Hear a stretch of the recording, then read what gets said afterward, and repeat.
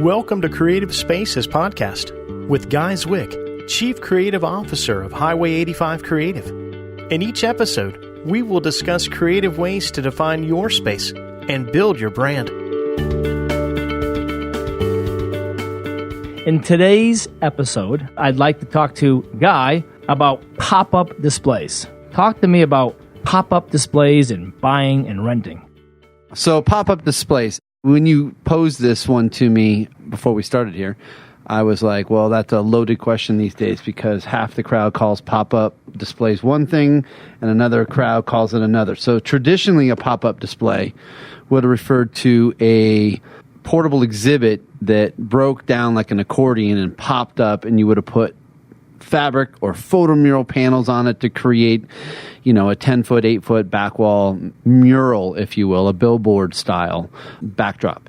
And banner stands, however, which dominates this market a lot in these smaller shows, is what a lot of the crowd call pop-ups because they roll up or pop up out of a base and have a graphic. So do different people call the same thing different things?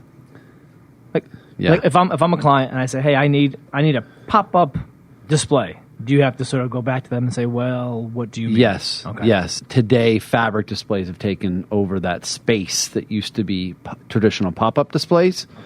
So now some of the older crowd and some of the crowd just got this term that they just say a pop-up display, and it's not a pop-up display in a traditional sense. So it's pop-ups, banners, and now fabric displays. Yes. All so in the same, but they're all quick. What they really convenient. should be called is portable displays. Okay. So they interchanged, portability with pop-up. Pop-ups were, in the day, a traditional accordion style that was plastic metal that expands and it contracts. It was whoever came up with it was a genius. It changed the portable market. There is a lot of talk, but there's the trend into fabric displays, for example, which is now pop-up display. Should I rent these or should I buy them? These days, I think it's a no-brainer. I mean, you buy it. That whole market has been commoditized, and you can get. There's different levels. I mean, high, medium, and low levels of all those products. But the days of renting a display and only doing the graphics, no, you won't. It's the smartest thing you can do. Benefits of a pop-up display: portable, big bang for your buck. As far as, I still see a pop-up display's main focus should be for almost all buyers is a billboard-style graphic. So it's a backdrop. It portrays the company's brand, keep the message simple, not with a bunch of bullet points, and try to sell anything outside of who you are. Keep it simple. You can reuse it over and over and over again, and you can use it outdoor, indoor. You can end up using it in your conference room. You can use it for photo shoots. I mean, there's a lot of versatility from a portable display. Very nice. So so to use the word you just used, it's a portable, flexible billboard, indoor, outdoor. Yes. So people would argue on billboards, for example, even though it's very, very old school, but still people spend money because people see these billboards. Less is more on those. Simpler is better on those. So would you say the same kind of thing for a pop-up or a fabric display? Yes. Let's say a client comes to you, right? And they have to do a sales event for a corporate client. And they have a stage, and it's going to be an awards type of assembly, right? Maybe 100 sales people get an award in a given night. And you were tasked with coming up with a banner or some sort of sign that sat behind the stage, projected or just basically showcased the name of the event. Is there a simple solution to this, or does your mind go all over the place? Is that a good place to use a fabric display? Could be. Okay. Yeah, definitely. Give me a for example of how that could be used the right way. Well, it depends on the event, right, and the client. So, if you're talking about a president of a very large company making a keynote speech at CES and an offshoot conference with 1,000 people sitting there, you want it to be branded, so you got really a couple of options. You could do something completely custom, have something built. You can do AV, some huge giant LED screen behind them with all kinds of stuff going on, or you can keep it simple and use a pop-up display basically to create that backdrop for the company. So let me just jump in there. So agreed on some of the larger, more marquee events, you might want to do something a bit more busy. LED screens you mentioned, and some lighting, and a lot of fun stuff like that. But for a traditional event that's maybe has 100 people in the audience, right? Yeah. A well done fabric display, tension fabric display, would be a much better option than hanging a vinyl sign with grommets right from the drapes. Yeah, easily. Yeah. And so something like that, if you're going to build something, say 18 feet across, maybe 10, 12 feet high.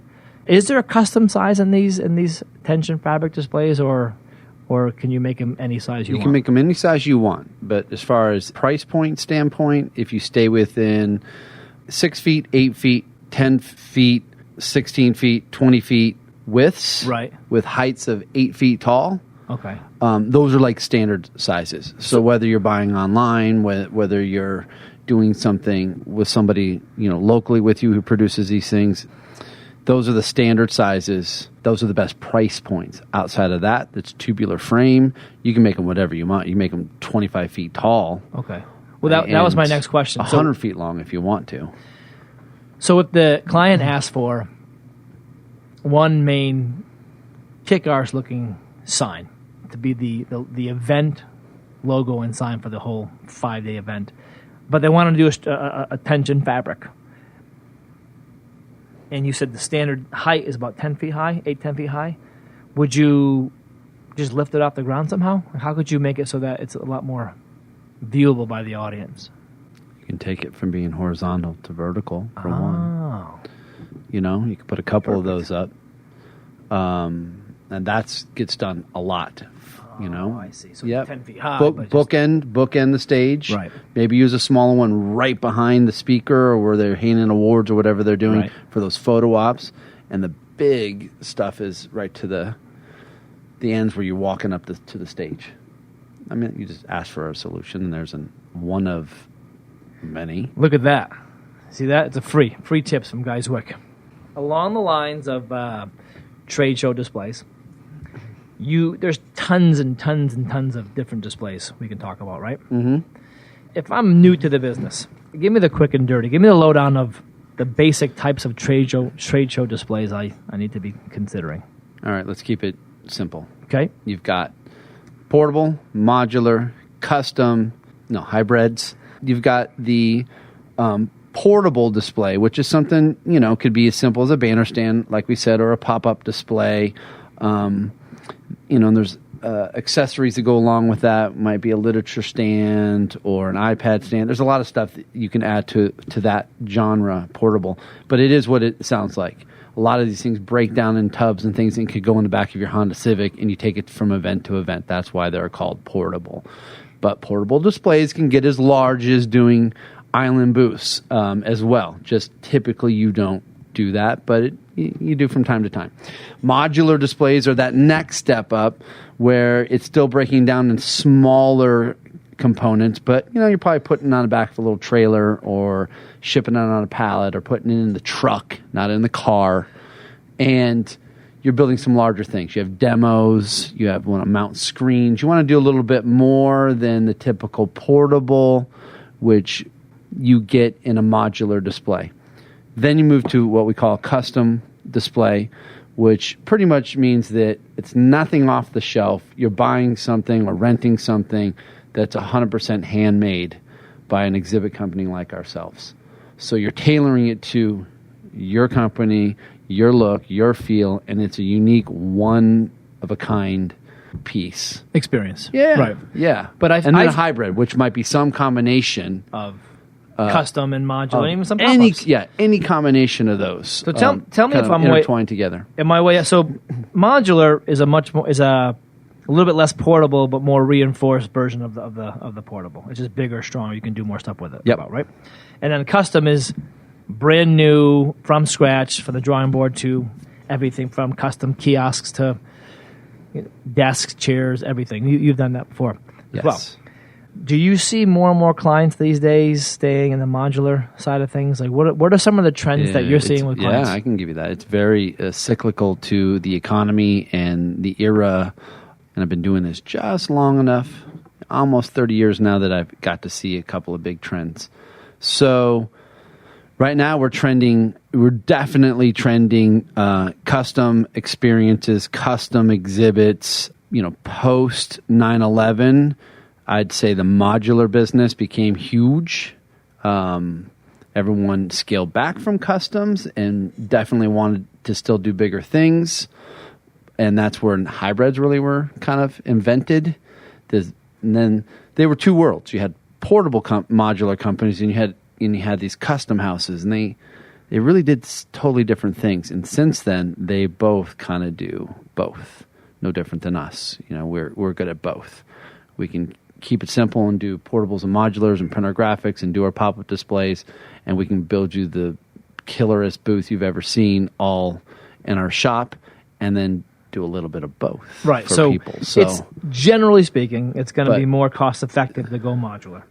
However, a really sharp creative house like Highway 85 Creative, you might suggest some custom elements mixed in with some modular elements that have some flexibility. So if they do a show in Spain versus a show in like LA, you can do some environmental tweaks. I'm finding that most of the newbies or the people in the smaller, shows, the 10x10s, the 10x20s that are coming to market, they really don't want what's off the shelf as much as they did. So though they might want that fabric back wall or something, you can see 100 of them online and their price, but everybody's got that. So how do I make this a little bit more unique? That's the trend I see now.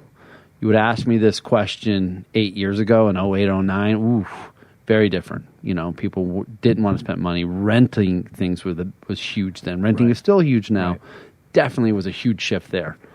I actually threw people's exhibits away, and they weren't, they didn't want to have them at that point. It was time to scrap them. But so I've seen some of your exhibits, and you do have some highly customized rentals out there. So you can take a structure that looks pretty cool, but then really brand it to the client, and they feel like they have a custom exhibit, and it looks like it. It doesn't look like anything else on the floor, yet there's no capital expense for them to own it. They can just rent it, and you guys, You just pointed out something that I have not put the two dots together. I'm so glad I could do that for you. No, really, you did. And that is that I have seen modular exhibits on the decrease as you asked me that question. How so? How so? Yeah. It's better to rent a custom exhibit than it is to own a modular exhibit that still doesn't feel like you, because there's kit booths. Right. The average person doesn't see the subtleties, but once you get to a trade show floor and you're like, there's 10 other 20x20s from Skyline or whoever that all look the same with different graphics on it, right. And you thought you were unique, and now you're like, and they're not inexpensive either. They're expensive actually for their portability. You're just kind of like, so there's been this trend that's like, well, again, I don't want to look like everyone else, but I don't know if I want to spend $75,000 right. And the cost of operations of a custom right now. So they rent. So that's you rent for 20, 25, and you look like it's, you're pro. So that's interesting to me. Let me ask you this. Are we splitting hairs here? Because if it's custom, if you give me a booth and I'm renting it, and it's a custom booth for me, but then another client wants to use the same custom element, you've done that before, right? Where you have these really cool-looking custom pieces, but you brand it for the client. What makes it custom versus a modular piece? Because then how you're using it, you can almost argue it's modular to you because you're giving it to more than one client. Well, from our standpoint, right. So we're building inventories of things. We're putting them together like Legos, like a modular does. However, it doesn't look like the modular. You guys create the custom piece here, but you create it in such a way where there's a lot of flexibility built into it. So depending on the environment, the show, the size, the client, you could take that custom piece and really make it unique to that environment. Versus a modular piece, you're using just the same 2x4s, the same Lego blocks, and trying to do something creative with it, but the material is very similar to other booths in the same exhibit. Yes. Modular things typically are kits. Okay. Right? You can modify a kit, take a counter, do this, that, but they all look like a kit. So when we make a custom rental, it's still a one-off. So when it shows up at the show at, let's say, the medical show for a client, it still looks like the only thing on that floor like that. And then when you take that same booth, let's say, and you make a few tweaks, rebrand it, and you're over at the outdoor retail show, it still looks like the only. So to the client and the show and the audience, it still feels 100% custom to that client, as opposed to there isn't someone right across the aisle with the same thing with a different sign on it. No, that's a good point. You know what I'm saying? That's that subtle difference. We're not building rentals where we're building 1,000 of the same rental, putting it in a catalog and sending it out. There's still one-of-a-kind pieces running around. What would be... So on the modular side of things, are those rented? Does that make any sense to you, Joe? Are those bought? Yeah. Huh? Good question. What's more expensive? A custom rental or a modular solution for the client? A modular solution. But you own it. Right. Oh, you own it. There's still a benefit to buying a modular solution. Right. You know, I'm not beholden to any of them because that's one thing that makes Highway 85 unique. We don't sell a particular line of portables or modulars, only one thing. We don't only just be a custom house. We do it all, and we like to line people up with the right solution for them. And sometimes it should be a portable. Sometimes it should be a modular. Sometimes it should be a hybrid, or sometimes it should be a custom. And when we know it, we are, adamantly pushing you into what we know is the right solution. I like the idea of looking really good at a show and being able to bring the noise, but not being stuck in that one design 6 months or 6 years from now. So a custom rental where you store it, you ship it, it's on you guys to refurb it and do all the new updated graphics. Let's talk about that. Yeah. Let's talk about the rental. Why rent? Why rent or why own? All right, let's do that right now. Yeah, it's a good one. So comes up quite often. I have 3 projects working on now that says don't know if I want to rent or own. So when should you rent and when should you own? One, you always have to consider the operating cost of whatever you buy. So where you're going to store it, what it takes to maintain it, how long you want to have it, what your financial system is internally, whether you're going to buy it as a capital expense, you're going to amortize it over time. There's all kinds of things there to consider, and sometimes companies just buy simply because it works better in their model. When it comes down to most companies, it's like us. If you really weigh every dollar you spend, so renting becomes a great option because, one, it's someone else's problem long term. And you're not beholden to having that one thing now that you're going to say, I'm marrying this Honda Accord for the next 6 years because that's what I've got my lease on or my payments on. You're saying, no, I'm gonna drive it for 3 months and then I'm gonna switch it to I said Honda, right? I'm going to switch it to a Lexus, and then I'm going to switch it to, you have some flexibility. So a given year, if you're doing more than 3 shows, it definitely should consider that ownership part because it's going to cost you more in the long run. So, but if you're only doing 1 or 2 shows, which a lot of people do 1 or 2 major shows where they want to go all in and have a big booth, it's awesome to rent because you can plan for these 2 shows this year, put all your emphasis on all these unique things about the booth and the show. And then next year, as criteria changes and needs change, or budgets change, you can move. You're malleable. Whereas if you buy this one big booth, you better like it because you're stuck for a while. Right. But sometimes you do. Sometimes you know what you want. You already, this is where we're going. We're going to use this for 2-3 years. I got clients that use it, say I'm using it for 7, whatever their thing is. And then, that's a whole nother model. Cool. But a couple more questions I want to ask you before we wind this up. You mentioned sort of almost a break even. If a client has 6 or 7 different 20 by 20s or 20 by 40s a year, it might make sense for them to own it just because there's no rental fees, right? Is there a number in that mix that says... I would say yes, though we have a few large clients that only rent, period. Okay. And it's just how their accounting works. So they have fixed budgets for each event, for each marketing entity and division that's doing things, and so they do things on a quarterly basis. They spend their money, and it's easier that way for them. It's easier that way, right. So they rent every single time.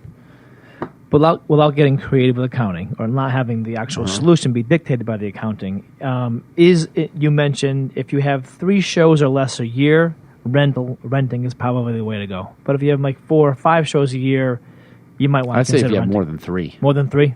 Okay. Yeah, 3 you should be considering it. You have more than 3, you probably should be owning it. What's your take on how stale an exhibit gets? In other words, let's say a company buys a 30 by 30 booth and some modular bits so that they can make it a 20 by 30 or 20 by 20.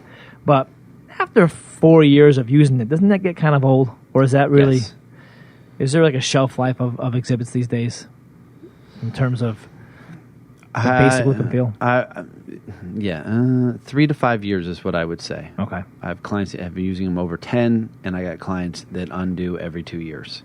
But that 3 to 5, if you go out and spend $100,000 on a nice, 20 by 30 exhibit, you want to probably run that through for 2-3 years, and then either consider refurbing it if it has some more legs to it, or no, refurbing it is way too much of an undertaking and I should just buy something new. Right. Okay. That's cross that bridge at about the 3-4 year mark. Good to know. Good fact. So 3 years is a good time to revisit the booth that you bought. And if you're doing more than 3 shows in a year, you might want to consider buying because the numbers just might make more sense. Mm-hmm. Fantastic. I think we should wind Peachy. this one down. What do you think? Anything else you want to add on the subject of displays, benefits? No. Sayonara, everybody. Thank you for listening to Creative Spaces Podcast. For more information about Highway 85 Creative, visit us at highway85creative.com.